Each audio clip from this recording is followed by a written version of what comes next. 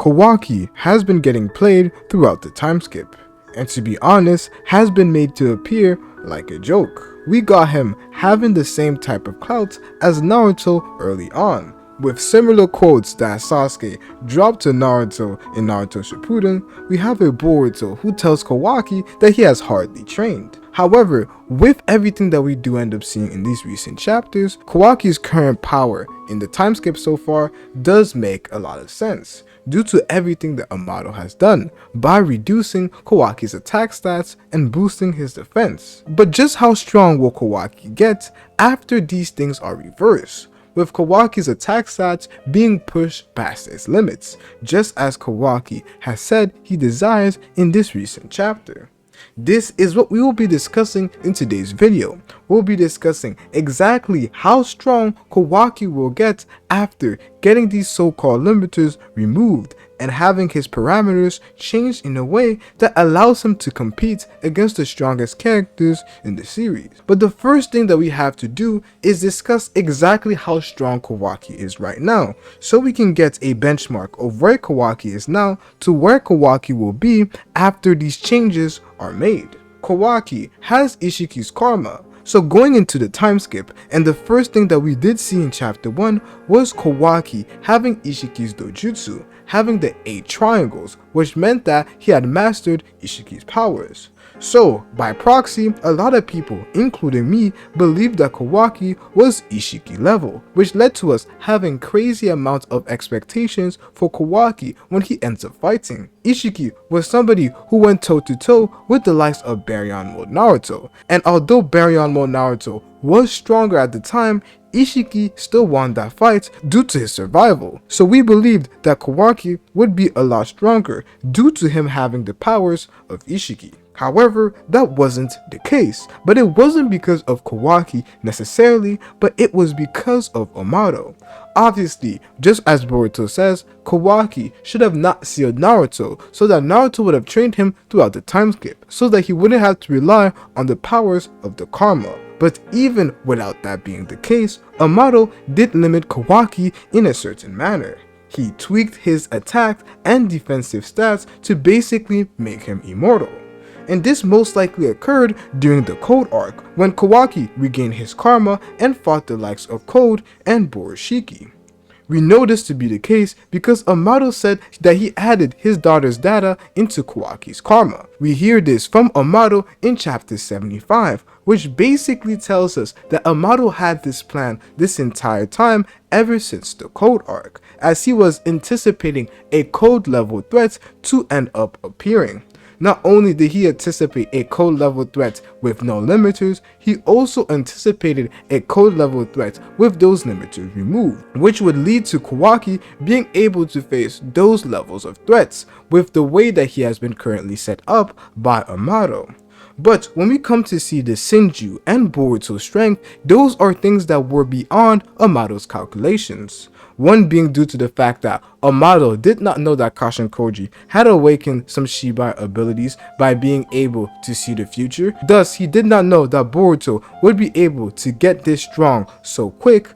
But based off the data that we currently have, and since this is not a theory video per se, we can't say that Amado predicted the fact that the Senju would eventually appear. Maybe this is something that is part of his calculations, so that Kawaki would eventually come to him and ask for more power. Maybe that is the case. However, just going off what we know to be true for the moment, Amado did not predict the fact that Jura would be so strong, and the fact that the Senjus would even appear in the first place. What Amado did predict is the fact that Code would eventually get his limiters removed. This is why Amado made Kawaki to be so strong that he could deal with the likes of Code without being able to die, with him basically being immortal. We have a few statements that did not make a lot of sense at the time, but now when we look back, they make a lot more sense, going off the idea of Amado limiting Kawaki, anticipating only Code level threats.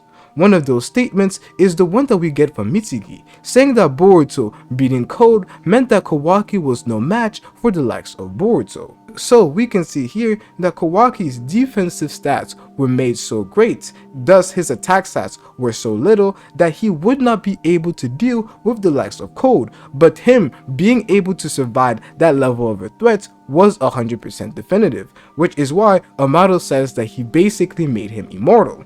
Throughout the time skip, Kawaki has taken L's, but one thing we have to admit is that he always gets back up. He quickly got back up after Jura downed him, he quickly got back up when Boruto one-shotted him. Every time we see Kawaki take damage, he instantly, after a couple panels, gets back to standing. And this is due to the amp that Amado placed on Kawaki's defensive stats, and for him to be able to do so, he had to take away some of Kawaki's attack potential. So this is the benchmark of where Kawaki was at the beginning of the time skip. Kawaki was a character who was around Code's level when it comes to being relative to Code, but his defensive stats were so high that he would never be able to be killed by somebody who is a Code level threat, but did not necessarily have the attacking potential to be able to defeat somebody who is a Code level threat. I know that Code is made to be seen as a loser in the series, somebody who is terrible, always ending up losing to everybody. However, the only person who could actually take care of Code in the village, based off everything that we do end up seeing, would be somebody like Damon, and Boruto wasn't in the village at the time. So when we come to people who are for the leaf in some sense, only Boruto and Damon could take out somebody who is like Code. The rest of them would end up losing to Code, and when it comes to Kawaki, he was made just around Code's level so that he would never be able to die against a Code level threat. So in the series, people actually fear Code, and it is for a valiant reason. We see that Code, just like the likes of Damon and Ada, has Shibai cells, which allowed him to be so strong without his limiters that he even surpassed Jigen, which makes a lot of sense, not only due to the karma, but also due to the fact that he has Shibai cells. So Kawaki having this benchmark in the time skip, although it doesn't compare to high tier characters like Boruto, Jura, and Damon, with the calculations that Amado would say, it would be fair to say that it was based off some sort of reasoning. But that's Kawaki at this moment. But what will happen when Kawaki's parameters are tweaked in the way that Kawaki wants? Just how much stronger will Kawaki get? And based off this chapter, it is fair to say that we have a few statements from Amado which allows us to formulate a sort of theory or prediction of just how strong he will become. Now, a lot of people believe that Amado will make Kawaki Ishiki level. This is the benchmark that makes a lot of sense. And I do understand what a lot of people are saying, because Kawaki's karma should have made him exactly Ishiki level due to the way that the karma works. Kawaki is a perfect vessel, thus he should inherit all of Ishiki's abilities. So bare minimum, he should be Ishiki level. But based off the dialogue that we have, I would beg to differ, and I would beg to say that Kawaki will be pushed beyond an Ishiki level threat, and there are a lot of reasons why I say this is going to be the case. Because to me, the way Kawaki is talking, it seems like he wants to be pushed beyond his natural capabilities. Let's say, for example, if Kawaki attack and defensive stat at the moment are a 70 for defense and a 30 for attack, normally it should be a 50 for attack and a 50 for defense. But based off what Kawaki is saying, and based off Kawaki's disregard for his own life and disregard for his own safety, it seems like he wants the inverse to happen. He wants a 70 for his attack and a 30 for his defense, pushing him beyond what was necessarily going to happen at first. And this is so Kawaki can contend against the likes of Boruto, Jura, and Code. Those are the people that he lists. The first few people that Kawaki wants to take out are the Senjus, and going off the order of the people he says, after that is Code, and then after it is Boruto. So he wants to be pushed beyond those means so that he can deal with the likes of the Senju. So in my opinion, Kawaki could be made to be an even greater threat than the likes of Ishiki, but almost maybe a glass cannon when it comes to his defensive stats, which do not have a higher emphasis to.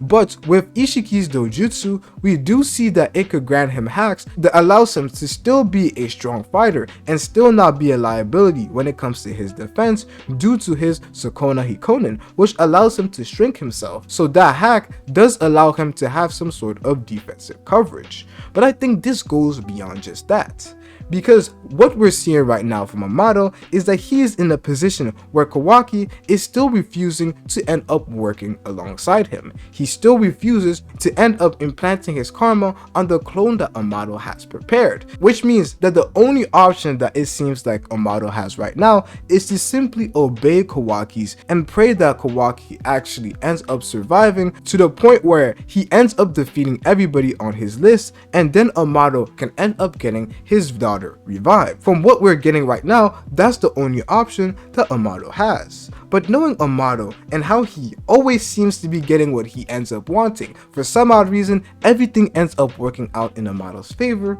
I do believe that Amado has one last ploy to end up making Kawaki even stronger than what a lot of people end up expecting. And this ploy is Shibai cells, just like he has done with almost everybody in Kara.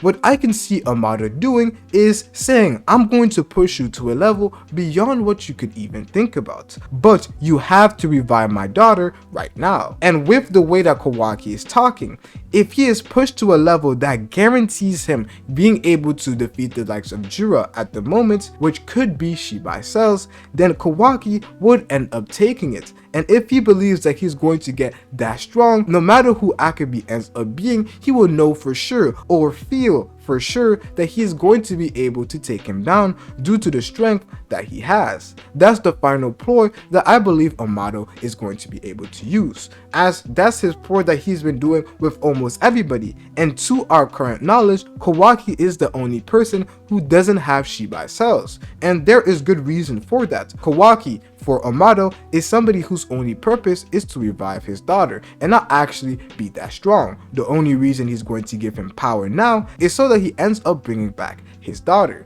and that's what will happen if he adds an additional ploy, an additional incentive for Kawaki, who is a consequentialist at heart, to end up following his demands, which at the end of the day makes Kawaki get what he wants and Amado also get what he wants. So I believe that Kawaki could be pushed towards Jura's level that we have seen at the current moment. And to me, I believe that it is justified in the sense that Amado has seen everything that Kawaki has seen at the moment. He has seen just how strong current Jura is. So he can amp Kawaki in a way that allows him to reach that level so that he is able to defeat them. However, Jura has never gone full power. So do I believe that Kawaki will be stronger than Jura? No. I do believe that Kawaki will be around the current level Jura, which will end up forcing Jura to use all of his power.